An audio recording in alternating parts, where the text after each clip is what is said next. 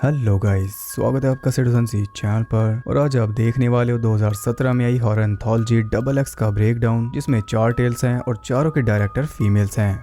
ये एक modern horror anthology है, इसलिए ये आपको कोई जवाब नहीं देगी। सब कुछ हमें खुद ही फिगर आउट करना पड़ेगा और वीडियो के एंड में मैं आपको इंटरेस्टिंग फैक्ट्स भी बताऊंगा। तो अब ज़्यादा देर ना करते हुए जल्दी से स्टोरी स्टार्ट करते हैं।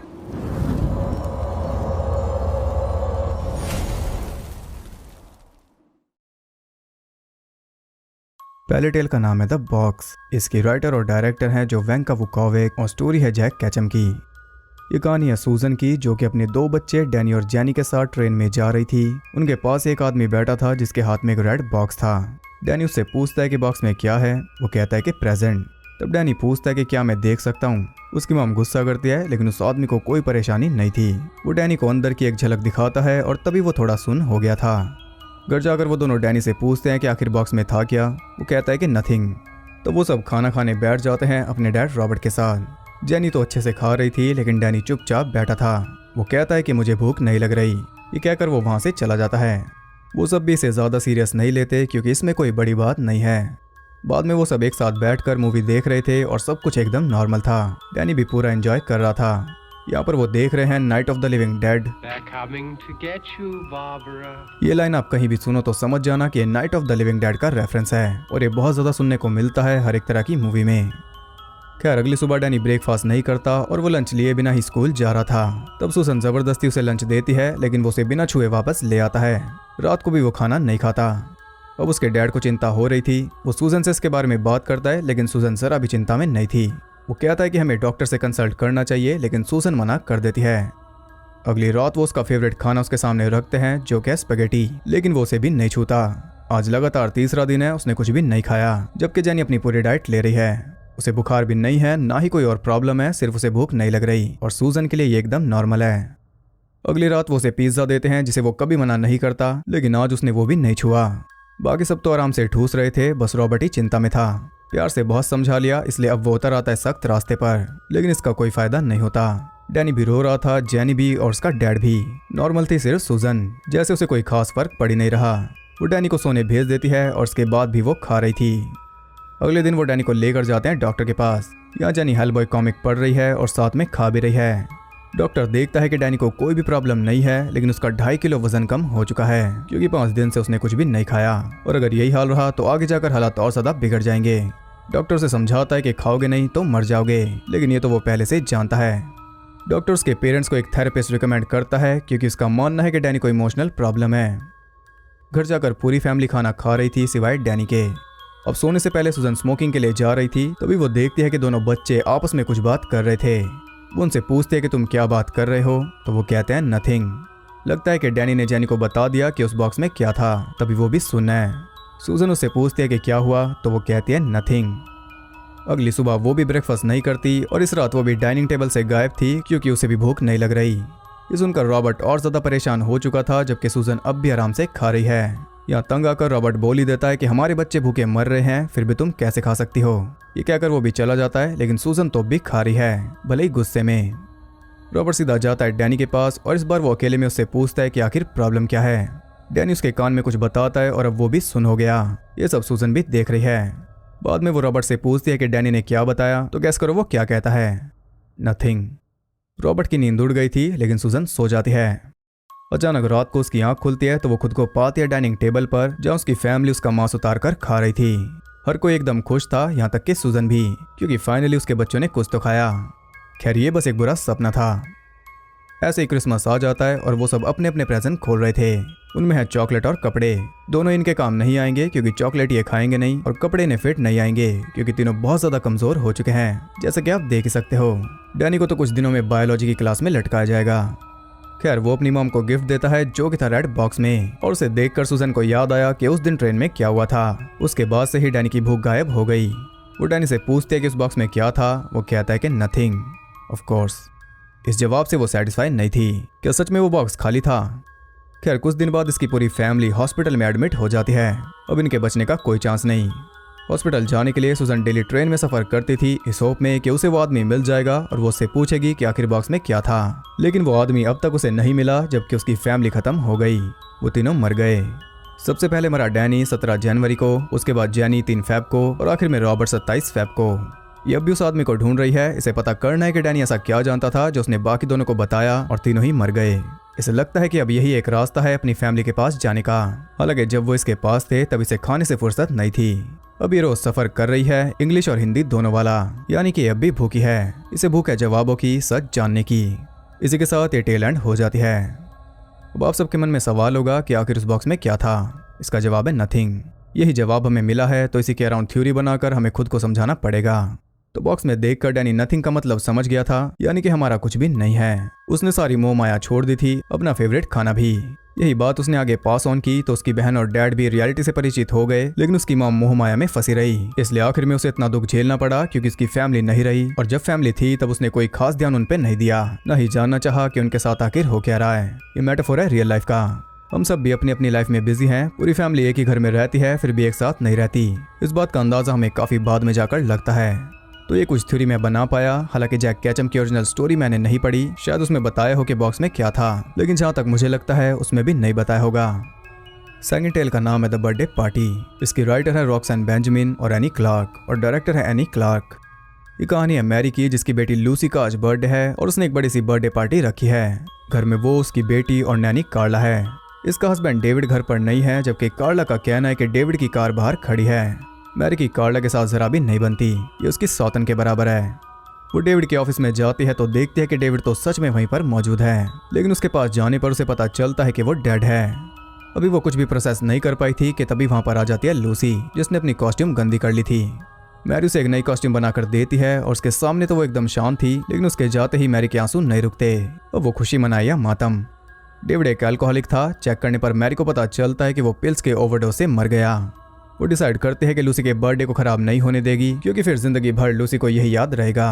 वो सोच रही थी कि क्या किया जाए, तभी वो देखते हैं कि कार्ला उनकी तरफ आ रही है। डेविड की बॉडी को उठाकर वो जल्दी से छुप जाती है क्लोजेट में। कार्ला आकर अपना रेगुलर काम कर रही थी, जैसे कि फ्री की दारू पीना। तभी मैरी से कुछ आवाज हो जाती है, जिसे सुनकर वो उसकी तरफ बढ़ रही थी कि तभी वहां पर आ जाती है लूसी और वो उसे अपने साथ ले गई। उसके जाते ही डेविड को खिसका कर वो बाहर तक ले आई थी कि तभी वहां पर आ जाती है उसकी पड़ोसन मैडलिन, जो कि सीधा ही घर में घुस आई। टिपिकल पड़ोसी है ना, इसलिए मैरी उससे बचकर छुप रही थी, लेकिन उसकी नजर पैनी है। मैरी को उसने देख लिया था, इसलिए मैरी खुद उसे बाहर ले आती है। वो सिर्फ इसलिए आई है ताकि मैरी उसे भी पार्टी में इनवाइट कर ले, और जान छुड़ाने के लिए मैरी ने ऐसा कर भी दिया। उसे भगाकर वो फिर से काम पर लग गई थी। काम में डेविड की लाश को ठिकाने लगाना, क्योंकि गेस्ट बस आते ही होंगे। मैरी ने बॉडी उठाई ही थी कि तभी उसकी डोरबेल बज जाती है। वो था एक पैंडा जो कि पार्टी में नाच गाना करेगा। उसे देखकर मैरी को एक आइडिया आ गया। वो उसकी कॉस्ट्यूम बाय कर लेती है, क्योंकि उसके अंदर डेविड की बॉडी आराम से छुप जाएगी। उसने ऑलमोस्ट बॉडी को कवर कर ही दिया था कि तभी सारे गेस्ट वहां पर आ जाते हैं। अब टाइम नहीं बचा, इसलिए बॉडी को वो टेबल पर ही बैठा देती है और सब कुछ ठीक जा रहा था। पैंडा को देखकर बच्चे काफी खुश थे।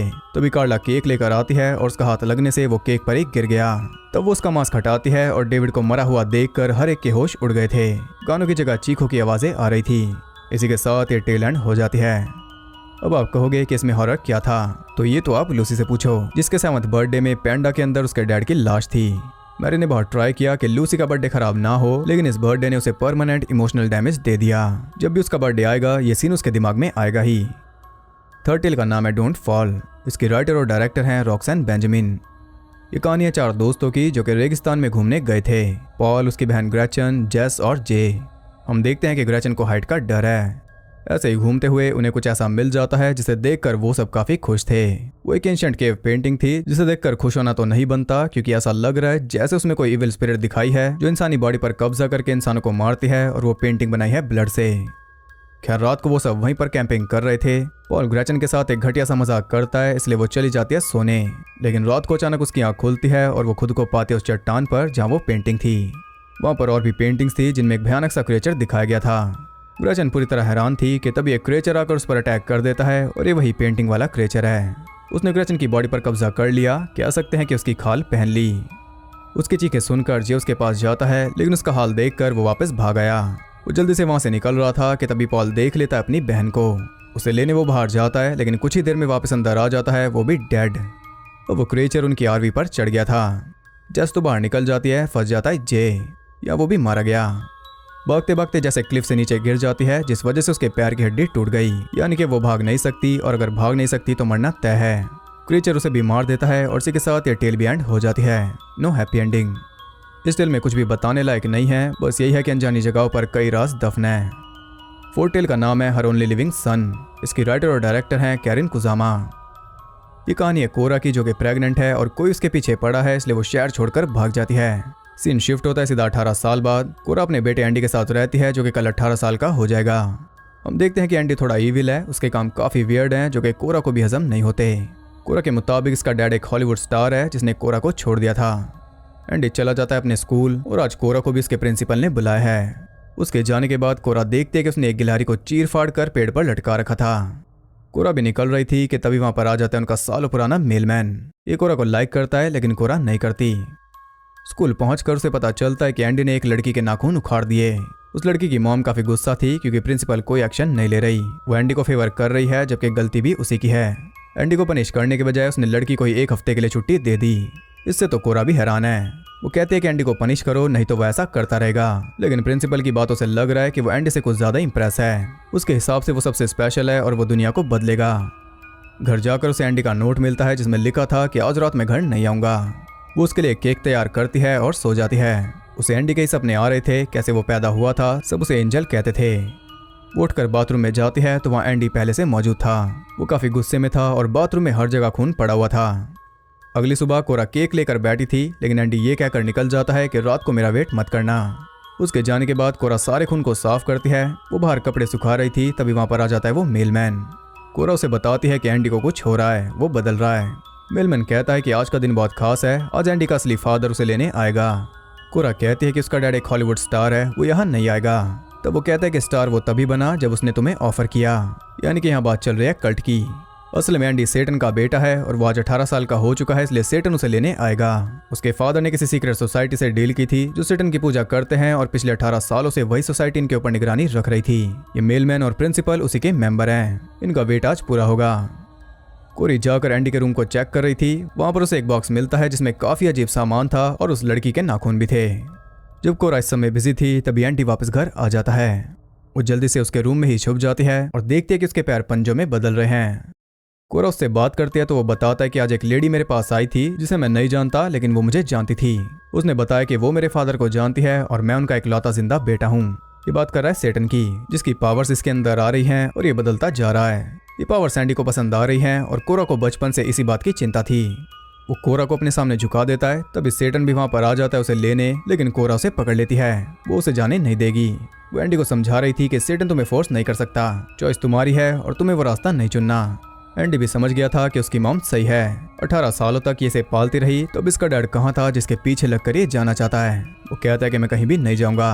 दोनों एक दूसरे को हक कर लेते हैं, तभी उनकी हड्डियां टूटना शुरू हो गई थी और हर जगह से खून निकल रहा था। दोनों को ही सेटन ने मार दिया क्योंकि एंडी ने अपनी मॉम को चुना। इसी के साथ ये टेल भी एंड हो जाती है। अब इन चारों टेल्स के बीच में एक मोनोलॉग भी आता है जो कि स्टॉप मोशन है। वो भी मैं आपको समझा देता हूँ। इसमें हम एक चलते फिरते डॉल हाउस को देखते हैं जिसका एक फेस भी है। उसका हर एक रूम अलग अलग ऑर्गन है। जैसे कि एक रूम में कीड़े मकोड़े जा रहे हैं और वो उसका पेट है। एक रूम में सेब रखी है जो उसका दिल है। उसे एक मरी हुई बर्ड मिलती है जिसे वो एक डॉल के अंदर डाल देती है, तो वो डॉल रोने लगी थी।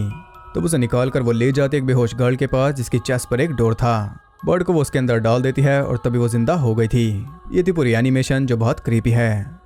तो मॉडर्न एंथोलॉजी का एग्जाम्पल आपने देख लिया। ये उतनी सिंपल नहीं होती और ये आपको कोई जवाब नहीं देती, जैसा कि मैंने बताया था। तो अब बात करते हैं इंटरेस्टिंग फैक्ट्स के बारे में।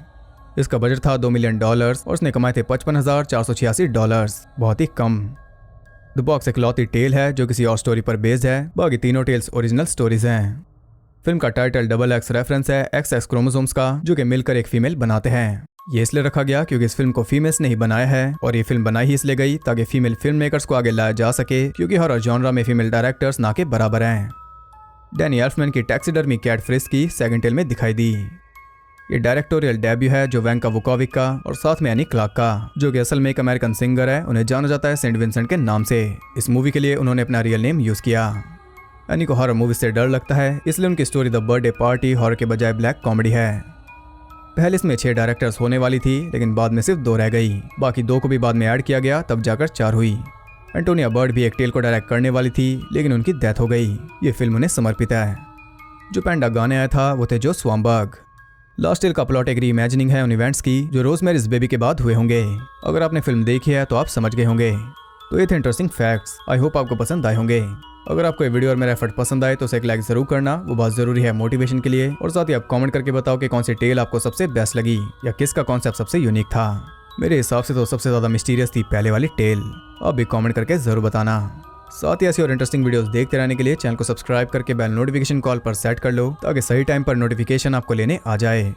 और ज़्यादा कनेक्टेड रहने के लिए आप मुझे इंस्टाग्राम पर फॉलो कर सकते हो, वहाँ आपको बहुत कुछ जानने के लिए मिल जाएगा। और साथ ही बाकी जगहों पर भी जिनके लिंक्स आपको नीचे मिल जाएंगे। तो मैं मिलता हूँ आपसे अगली वीडियो में, तब तक के लिए सबको बाय।